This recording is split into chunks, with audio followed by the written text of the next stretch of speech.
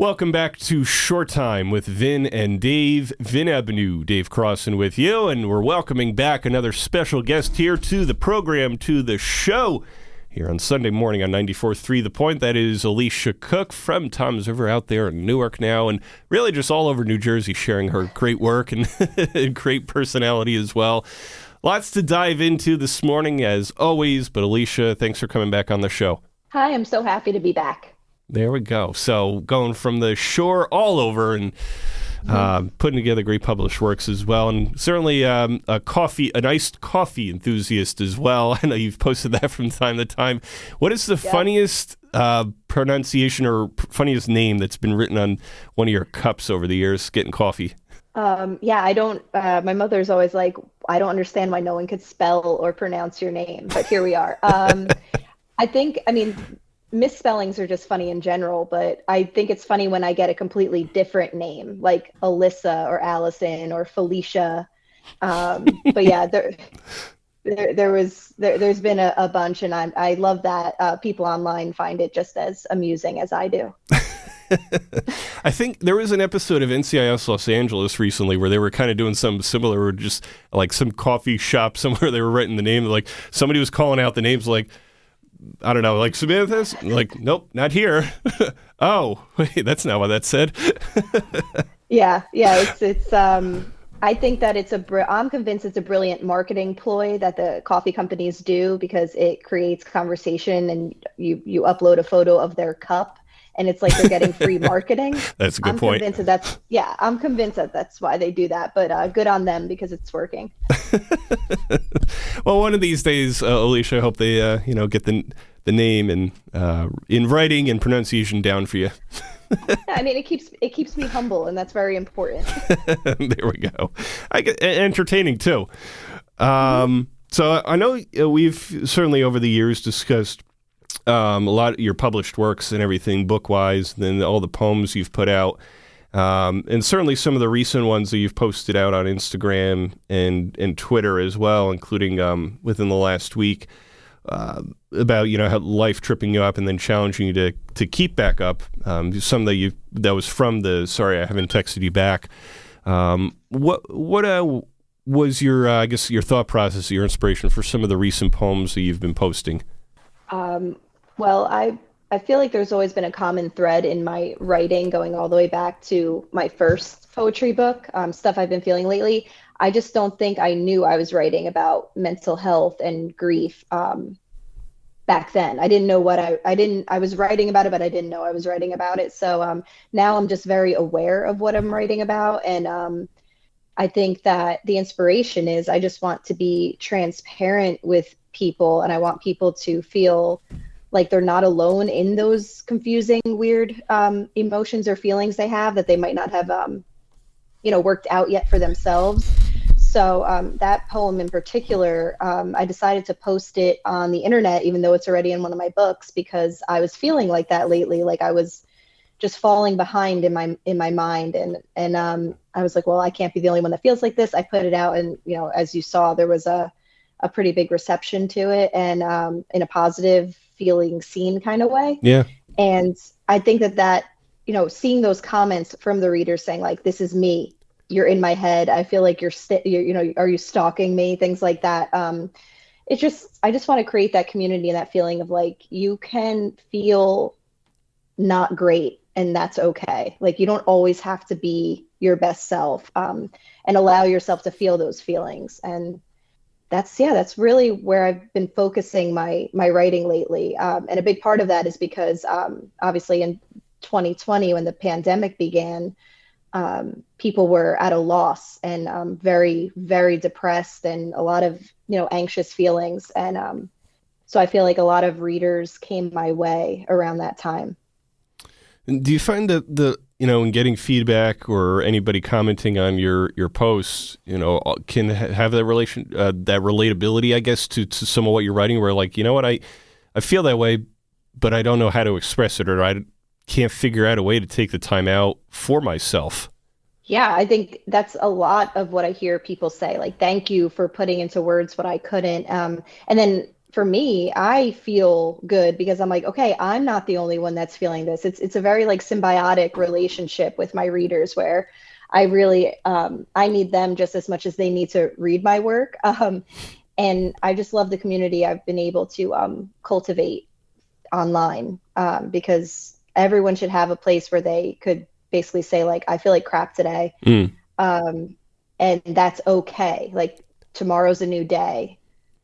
Have you found that it's helped you a lot over the years by posting poems or just even posting anything, any short comments or whatever on Instagram or Twitter that getting something off your chest has made you feel better and inspired others to share the same with whatever small or large thing is going on in their life? Maybe it's a loss, maybe it's stress or anxiety from work or home life, but that they have the comfort and the platform to be able to share that. I mean, how has that helped you over the years as well, just with finding that platform and that comfort to be able to share what's going on and try and feel better yourself?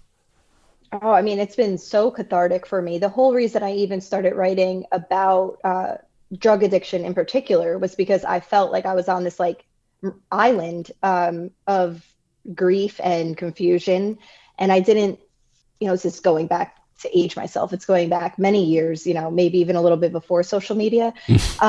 So I felt so alone for so many years, even around friends, even around my family. Like I felt very isolated because I could not find a person that was going through something similar, which at the time obviously was having drug addiction in my family and ultimately losing my cousin. So the fact that like these platforms exist now and they could be used for good and they could be used to build community. It's so cathartic for me over the years. And it's also been inspirational to me where I find inspiration through people sharing their stories with me as well. And like I said, it's just like this great give and take back and forth relationship I have with readers now. And it's so important to talk about every aspect of your life. And we're moving back, I've noticed, almost backwards toward only posting beautifully filtered, curated, like a literal highlight reel of our life. Yeah. And when people, for a while, we moved away from that. Now I feel like I'm seeing it more again. And it's disheartening because when you're going through something terrible or you're in a poor mental state, you believe what you see online and you believe you're the only one not living their best life, not where they want to be in life. So if I could be a mirror for people, like that's what I'm here for. That's a great point. Whether it's, putting those filters into photos instead of letting the real ones sit out there, with whatever it is you look like that day. And sometimes, listen, you post a picture of you after a workout at the gym, your hair is a mess, so what? or Right. something else, it's just, it is what it is. It's, I guess life moving art in a sense as well. You just kind of I think that has gone away to some degree as well with just the realness of a picture or a video and people getting too caught up in, what they look like or what they sound like instead of just posting it as is. Yep. And, I wouldn't want to be a teenager in school right now. I don't know how I would have been able to navigate living my life through, being a young woman and then also social media existing. So I just want to give a shout out to all the girls out there and all the young people in general out there that are just navigating their lives that are essentially just beginning, but also existing online. And it's a lot, and it definitely has its own problems and leads to some pretty sad outcomes, but there is good out there as well. And if you could find your community, that's wonderful. What are your thoughts and anything that you've posted that you could take us back on and what you've posted over the years or just have heard just with bullying, cyberbullying, your point there just about, young girls and trying to, live in today's society with some of the social media pressures and everything else, just with any cyberbullying or any bullying of things that get posted on any social media platform that ends up resurfacing in person at schools or anything. What is your take on everything that's been happening lately, and maybe your advice to to young girls or any teenager out there struggling right now because of things that get posted that are not true. I just wish, I'm going to start by saying, I just wish that young people realize that everything is temporary. School is temporary. Embarrassment is temporary. These cliques are temporary. But I also understand that when you are young and this is your life day in and day out, it doesn't feel temporary. It feels like it's going to be like this forever. But like when I was in school, if I had a run with a bully, I was bullied in school. I was able to come home and have like a safe space. Now, there was a disconnection. Now the bullies follow you. They're in your pocket. They're on your phone. They're on your Apple Watch. They could be relentless 24/7 now. And I could understand how that intrusive voice could get into people's heads thinking like my life's a living hell and it's never going to get better. So I do wish that they realized it was temporary. I have been keeping up on the tragedy that happened at Central Regional, the loss of that young life, and how, looking back, it was just that young person was failed by so many people. There was a failure there, and it's heartbreaking. But like I said, all the advice you could give in the world, I would say it's temporary. Life could be so great. High school especially is only 4 years of your life, but it could feel like it's going to be like that forever. And I would hate to give advice because I don't know how I would be in this day and age if I was that young. But it's scary. It's scary. And it's almost uncontrollable, that even a lot of parents don't even know what's going on until something terrible happens. Yeah, and it's sad, tragic, not just with what just happened to Adriana Kush at Central Regional High School, but people standing by and laughing or even posting this stuff, or for those who are bullying, whether it's physical, mental, emotional, whatever it is and whatever the outcome is. I mean, it's damaging in multiple fronts to a lot of different people. So you just kind of hope and pray that people who had been bullying just stop, right now. Yeah. Yeah. I mean, like bullies could grow out of being bullies and they could become reflective maybe and feel bad for what they did. But a lot of bullies grow up to be terrible adults as well. So I do believe that hurt people. So there's always a reason. But we need to protect the kids. That we need to protect the kids. And I don't think we're doing a good job at that. And I say we as like, the collective older people, I don't think we're doing a great job at protecting the kids. Yeah, no, I think more should be done across the scale to instill just at the elementary, middle school, high school levels, to help teach the youth that, in any form of bullying, physical, mental, emotional, posting stuff, saying stuff, whatever it is not okay.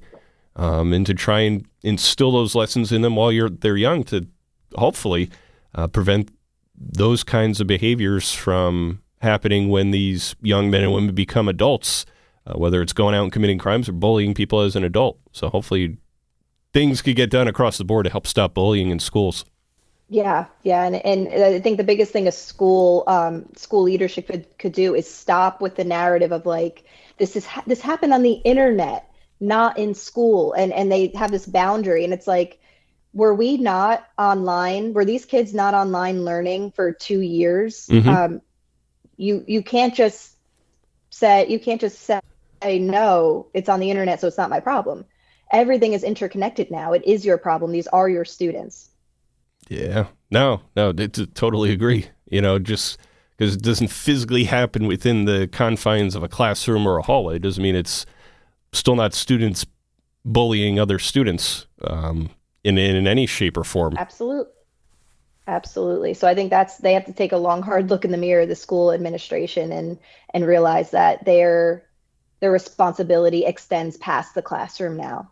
And sometimes you find that some of the people who, without stats in front of me, just kind of hypothetically, are that bullying could lead to other things. Maybe it's forcing them into a depression. Maybe it's forcing them to abuse alcohol or drugs or to do something else that they may not have otherwise considered with, if they didn't feel like their life meant something because of the amount of people picking on them. Oh, I believe that. I agree with that. Absolutely. We have to analyze, a big part of the drug epidemic is analyzing why people turn to substances in the first place. And that's definitely one of them, that desperation, that feeling of emotional abuse, physical abuse. They'll turn to things to maybe numb their reality. Alicia, I want to talk more about your recent works and more about some topics that I think could be relatable to a lot of people as well. Can you stay around? Sure, I have time. There we go. Lots of time here on Sunday morning. We've got more Short Time with Vin and Dave and Alicia Cook right after this on 94.3 The Point. Hi, this is Christy Pierce-Rampone, former U.S. women's soccer team captain, Olympic gold medalist, World Cup champion, and Point Borough High School alum. And you're listening to Short Time with Vin and Dave on 94.3 The Point. Tune in for some real conversation with Dave and Vin. You don't want to miss this. Whether you're in the early stages of investing, getting ready to retire, or planning your estate, you need a financial planner who will guide you on a clear path with honesty and transparency. Shoreline Wealth Management understands that you are more than your money, and they strive to help you realize your best life as they align your finances with your goals. Best of all, Shoreline's straightforward approach will include you in the process. Shoreline Wealth Management is your financial anchor. Visit shorelinewealth.com for more information. Shorelinewealth.com. Securities offered through LPL Financial, member FINRA, SIPC. Hey, this is UFC Championship fighter and Toms River High School East alumni Frankie Edgar, and you're listening to Short Time with Vin and Dave on 94.3 The Point. Dave and Vin, these guys are the buzz. Welcome back to Short Time with Vin and Dave. Vin Ebenau, Dave Crossan with you. With us here this hour is Alicia Cook, Toms River native, doing great things across the state of New Jersey, out there in Newark and beyond.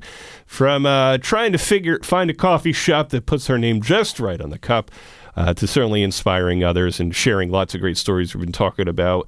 Some of her recent published works and certainly the effects of cyberbullying and school bullying and so much more, and a lot of conversations that still need to be had.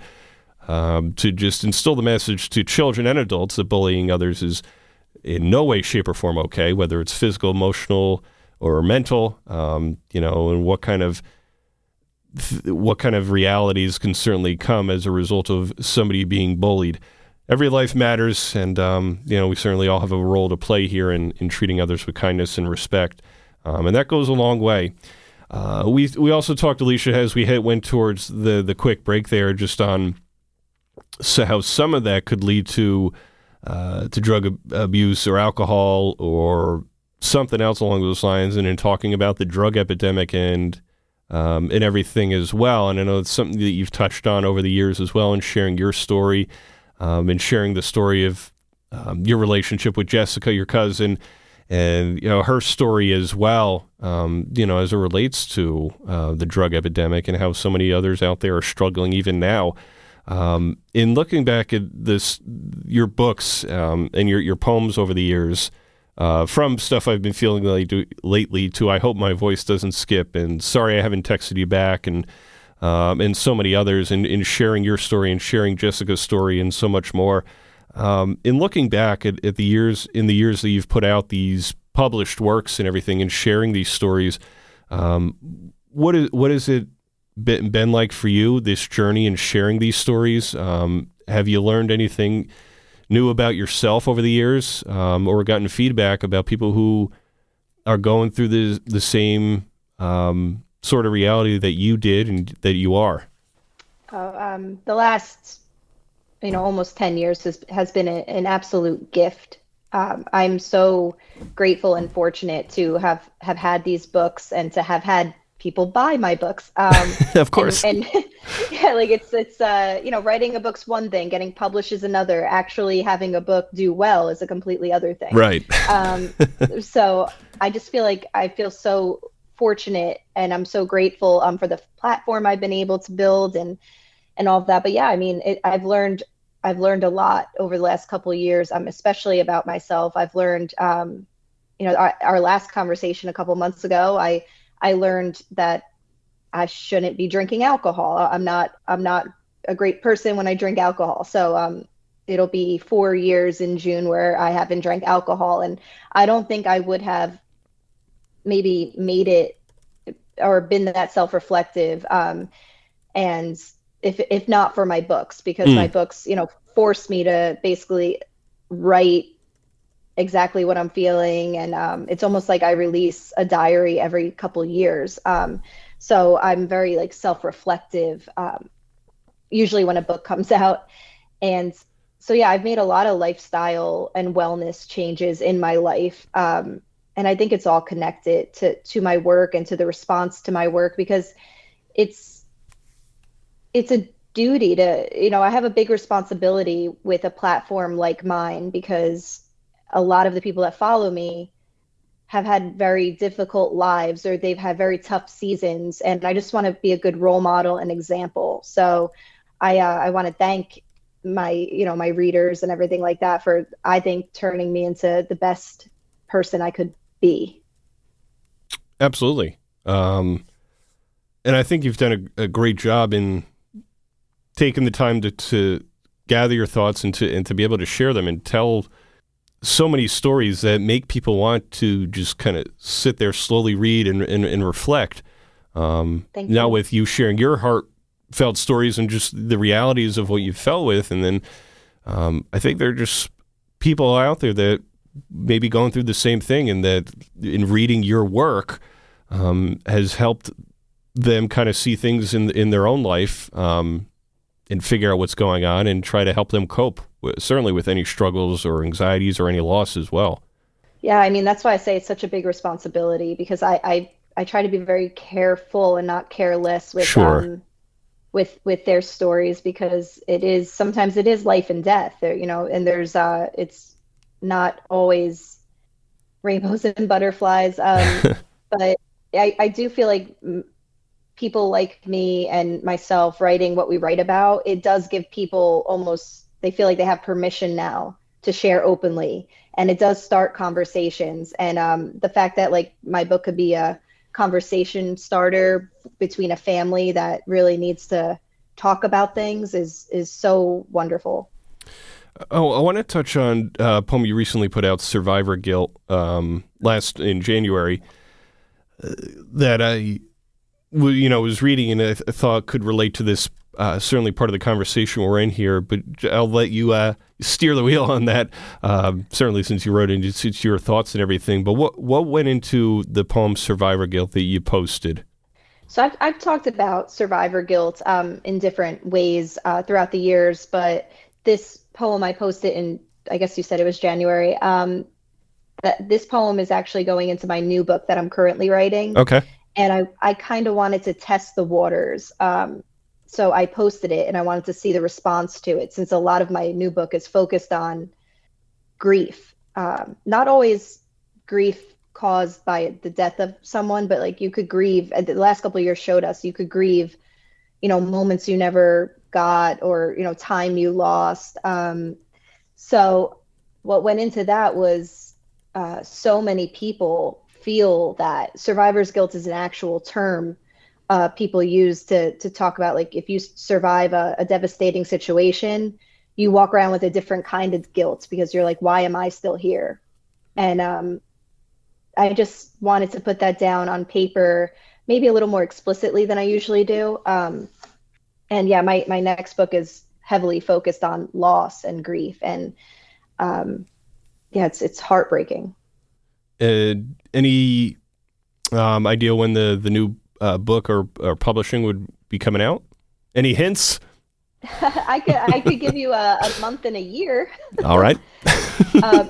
My next book, my poetry book, will be coming out January 2024. So there we 11 go. months from now. Yeah. Start planning, people. Please do. It'll be 4 years between books. I hope I'm still relevant then. You haven't lost the touch. No rust, Alicia. No.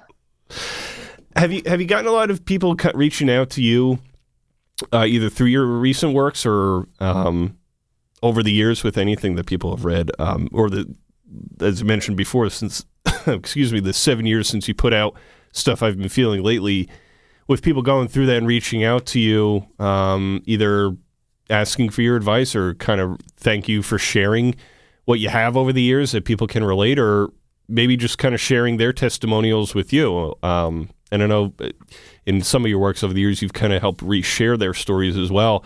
But what have you heard from talking to different people around New Jersey or elsewhere about their struggles with the drug epidemic, or watching a loved one battle through the disease of addiction? No, I definitely still receive DMs, private messages, emails from people all over the country daily. And, you know, if we're speaking specifically about the drug epidemic, the messages I'm getting today are no different than the messages I was getting in 2014, which isn't good, because it shows that there hasn't been much of an improvement, and you know, people are still dying every single day, and families are being wrecked every single day because of this the disease of addiction. Something that I want to speak more about, and I'm on a couple panels coming up in the spring, is I want to talk about how it's amazing to me the stigma that still exists. You know, moving away from the state or the country's statistics, right, you know, things we can't control as everyday citizens all the time. But like the fact that I still see that, you know, there's the attack on the person using the drugs, that we're demeaning the person still and not looking at the larger issue. Like, there's no right way to curb this epidemic, but that's definitely the wrong way, you know? So I want to speak more about how education needs a complete overhaul. You know, telling kids drugs are bad, of course they know that. Yeah. But, you know, like, of course, like in our heads, logically, we know drugs are quote unquote bad. Right. But that quickly morphs into the idea that people who use drugs are bad. And that's not always the case. It certainly wasn't the case for the people in my life who I know who've been addicted to drugs. So the disease of addiction causes them to make harmful choices out of desperation, sure. But just say no was definitely the wrong way, because it villainized the person and not the source. And if it were that easy to just say no to drugs, we wouldn't be here today. You know, we wouldn't be looking at such an epidemic to this day. And that's what I hope to use my platform for. I've been doing my research and writing new stuff on addiction, and I want to talk about how, you know, the stigma still exists because we still want to villainize the people using these drugs. I think it does, you know, so my thoughts, some of them, I think it does get talked about, you know, certain circles, society, you know, schools and government and stuff like that. But I don't think overall, broadly, it gets talked about enough, whether it's the drug epidemic or the mental health crisis. Like, it does get talked about, but is there really enough action getting done to help educate, become aware, help provide recovery?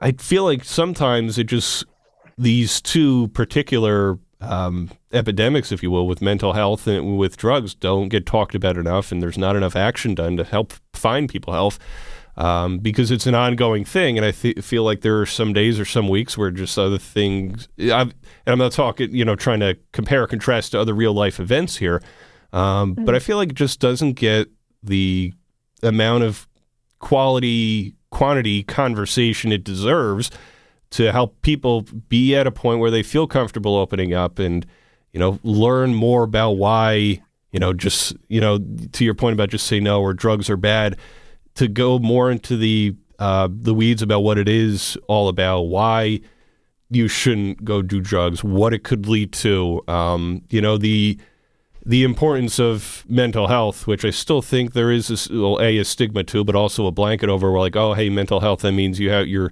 going to sit in an office on a couch somewhere and talk to a psychiatrist. But it's kind of like the comparing, like, you go and work out physically to improve your overall physical health, whether it's lifting or running around. And I think we've had this conversation on previous shows in the past as well, but it's just like, what are you doing to improve your mental health? Maybe that's the small daily stuff that's kind of gnawing at you, or some larger stuff as well. And I think there needs to be more of a bigger spotlight, I guess, if you will, for lack of a better analogy, on the drug epidemic and on the mental health crisis for people of all ages, to be able to have this conversation, you know, throughout the course of the year, whether it's in schools, at workplaces, wherever to just, lower the stress, lower the anxiety, and try to put people in a better position health-wise, mentally, physically, and emotionally.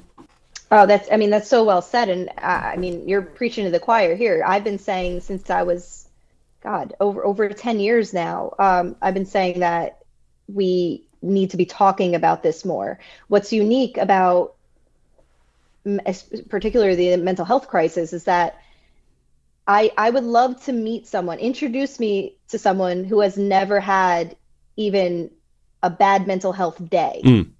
Right? Like, this is something so universal. How are we not talking about it more? And like, I feel like in my world, we talk about it all the time, but like you said, at the broader universe, no, we aren't. And drug addiction and mental health crises have been around since the beginning of man. So we're not going to cure drug addiction. We are not going to cure the mental health crisis. So harm reduction is the best tool, in my opinion, that we have to, at least curb these crises, whether it be Narcan for drug addiction or something like you suggested for mental health. And all these epidemics, they hold hands. So we can't stop. We have to stop looking at them individually. The mental health epidemic, the drug epidemic, they overlap and exist together. And the pandemic, another ick, only poured fuel on the mental health crisis that was already on fire, which resulted in the highest annual drug death toll our country has seen yet. So I know I wasn't surprised at all that all this came together and we had all, these coexisting crises. But yeah, a lot of people were surprised that this was happening, and the writing has always been on the wall. And hopefully that, in talking about bullying as well earlier in our conversation here this morning, that, that's part of it as well. That more can be done. It should be done. And that these conversations, even though they may be hard at times to have, that they should be have. And I don't know, maybe it's at the school level, maybe it's taking out time every once in a while to have students write down in a journal kind of what they're feeling that day. Maybe it's like a 20 minutes or a half hour of a school day just to kind of sit down, write how you're feeling. Maybe it's a good day. Maybe it's a day where you're kind of feeling maybe you're a little depressed, anxious, angry. Maybe there's some things on your mind that you need to get off, because in my opinion, I guess when those things start adding up, it almost becomes like a distraction from, different things that are going on in the classroom or at the workplace for adults and everything, that you're too busy thinking about everything else going on in your life or with people involved in your life, your loved ones or friends, that you're kind of distracted from doing other things in your life, and it kind of slows you down a little bit. Yeah, that's so right. And not only slows you down or distracts you, but it takes away from the joy. So I've had some of the biggest moments of my life, especially when my first book came out, those first milestones and accomplishments, I didn't even enjoy them because I was so depressed and anxious. And if I could go back in time, of course, like, it was lightning in a bottle, I'll never experience that again. So to your point, like, journaling has been proven to help in different ways, and you just stack up, it just stacks up if you don't have a release, and we need coping mechanisms in place, and we need releases, and we need to be in a world where people don't stigmatize the fact that we need coping mechanisms. Exactly. And there's no, like, I don't think there's a defined role where it's like, okay, well, this person is only designated to deal with this. I think, and everybody in some way has a responsibility to help out somebody else, family member, friend, coworker, stranger. You see somebody having, a tough day. Maybe it's just something simple as saying hello, waving, smiling, holding the door, saying a kind word here and there. Simple things that could literally, yeah, that could literally make all the difference in someone's day. And I think something I've tried to be more patient, because I live in Newark. It's fast paced. I'm always in a rush sometimes. It feels like, so my patience runs out sometimes, but I always try to meet people where they're at. Like, I don't know what kind of day the barista is having. Right. Like, she could have had the worst news of her life that day and still had to show up to work. So we just have to, just be kind. And it's such a cliche thing to say, but being kind is the best thing you could be in this world, I think. Absolutely. Yeah, I'll close up with this, just something I was thinking about. So I guess a few weeks ago, I had an opportunity to interview Lawrence Taylor, the New York Giants legend, who certainly had his share of off the field mistakes and everything over the years. And I think when I had a chance to sit down with him just for a couple minutes, I think he was a little nervous. I think there's just been a lot of other people out there in the media, other reporters over the years who have kind of not been too friendly for him and kind of focused on things that he doesn't really want to be remembered for. He wants to be remembered for being a great football player and everything else. And I think the more I kept talking to him and, treating him with the kindness and respect that he deserves as a human being and as a great football player, I was just there to talk football with him.